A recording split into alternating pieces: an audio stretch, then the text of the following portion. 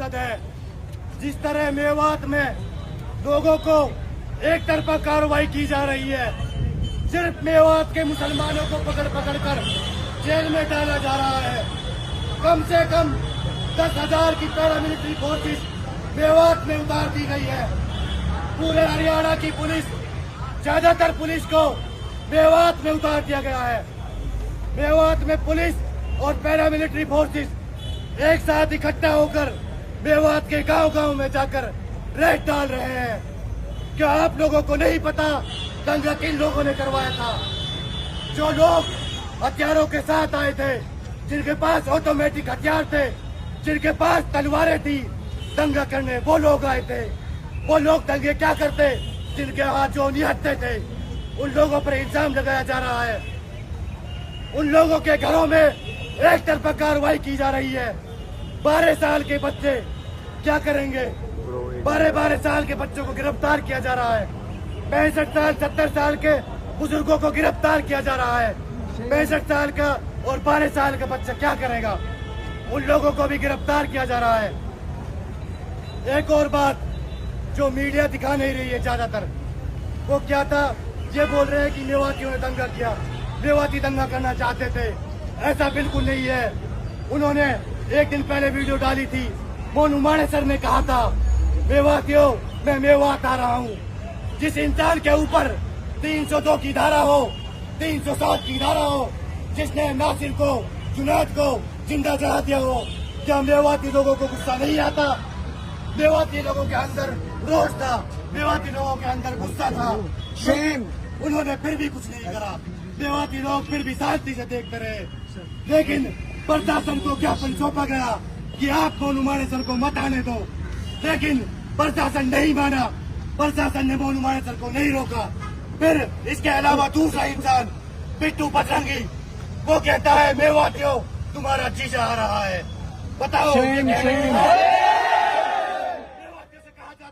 तुम्हारा जीजा आ रहा है, ये बोलने की उसकी भाषा है। फिर ये लोग कम से कम 1000 गाड़ियों के साथ मेवात में एंट्री करते हैं।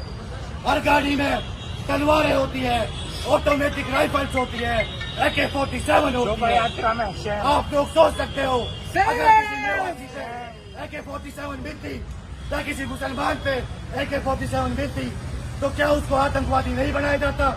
क्या उसके ऊपर टाड़ा नहीं लगाई जाती? क्या उसके ऊपर UAP नहीं लगाया जाता? क्या उसके ऊपर NSA नहीं लगाई जाती?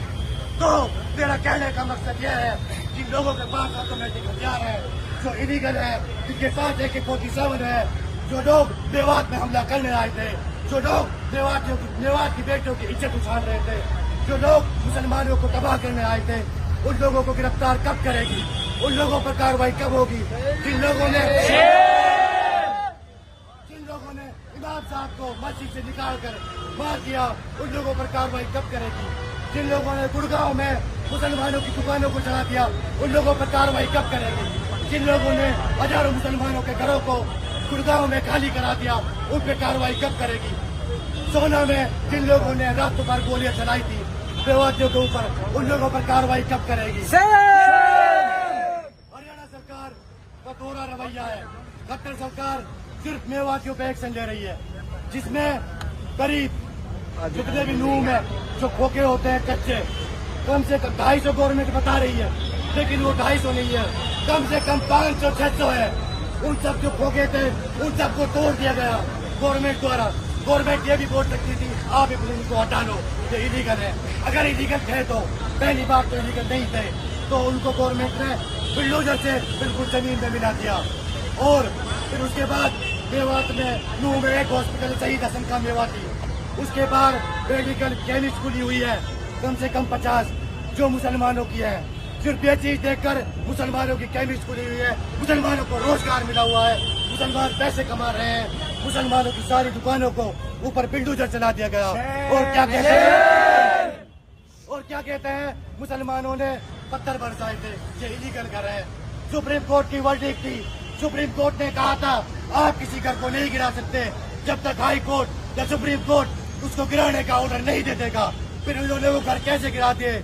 सुप्रीम कोर्ट को नहीं मान रहे, ये हाई कोर्ट को नहीं मान रहे, ये कानून को नहीं मान रहे, ये किसी चीज को नहीं मान रहे। इनकी सिर्फ एक तरफा कार्रवाई किए जा रहे हैं, सिर्फ एक तरफा कार्रवाई हो रही है। और जो नून में एसपीआई है इस बार वो एक तरफा कार्रवाई कर रहा है। हरियाणा सरकार खट्टर जी है जो वो भी एक तरफा कार्रवाई कर रहे हैं। लेकिन इसमें एक वो है जो बीजेपी के सांसद है राव इंद्रजीत सिंह गुड़गांव से, जिसमें मेवात का इलाका भी आता है आधा, उसने कहा था कि मोनू मानेसर का क्या मतलब था हथियारों के साथ मेवात में घुसने का, उनका क्या मतलब था तलवारों के साथ मेवात में घुसने का। इनका मकसद सिर्फ एक था, इनका मकसद था दंगा कराने का। एसपी एक दिन पहले छुट्टी पे चला जाता है मेवात का और फिर उसके नेक्स्ट डे दंगे हो जाते हैं 31 तारीख को। वहाँ पे पुलिस फोर्स क्यों नहीं लगाई गई, जब पुलिस वगैरह क्यों नहीं लगाई गई।